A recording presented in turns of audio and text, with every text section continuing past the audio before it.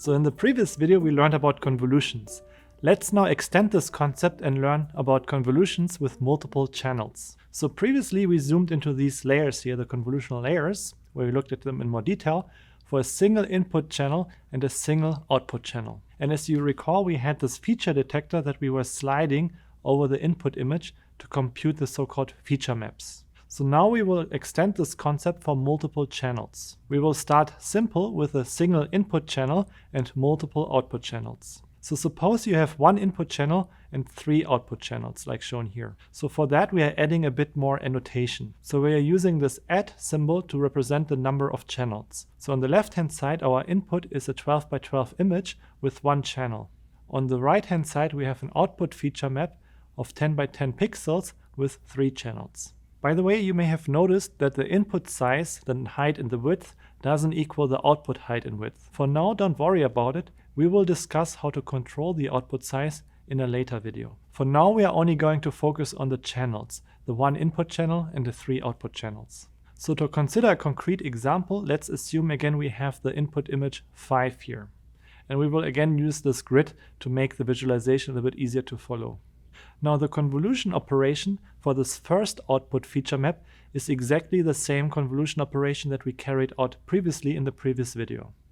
However, we modified the notation a bit here to include the channel reference here, so the add symbol followed by the 1. So the 1 here refers to the first output channel. Then we also have the same operation here for the second output channel and for the third output channel. In fact, we are using the same convolution operation for all the three output channels. The only difference here is that for each output channel we use a different set of weights. Or in other words, we are using different feature detectors for each channel to produce the different outputs. However, the convolution operation itself is exactly the same for each output channel. Now that we talked about how we can create multiple output channels, what about working with multiple input channels? So suppose we have a color image now instead of a grayscale image. In a color image, such as an RGB image, we have three color channels, red, green and blue. So this means that our input image has now three channels. So suppose now we have an input image with three channels. And for simplicity, we only look at one output channel. So if our input has three channels, our kernel has also three channels. So our kernel consists of three matrices here. So how do we use these three channels in the kernel? So what we do is, as the first step, is we compute one feature map value for each of these three channels. And then as a second step here, we are summing the values to compute that feature map value that goes into the output channel. So previously we talked about a case where we have three input channels and one output channel. And we talked about a case where we have one input channel and multiple output channels.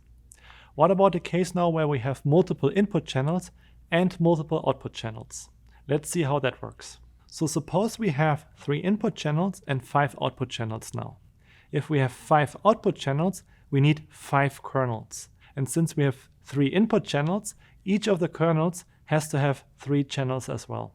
So in PyTorch, when we initialize a convolutional layer, for example using conv2d, we can specify the number of channels that go in and out of this layer. So for example here we can set in channels to 3 and we can set out channels to 5. And if we have a kernel size of 2 by 2, this will create a 4-dimensional weight tensor. So this weight tensor will be a 5 by 3 by 2 by 2 tensor. Alright, so in this video we covered convolutional layers with multiple channels. There is another thing we have not talked about yet when we look at this convolutional neural network architecture overview, and that is the pooling part here.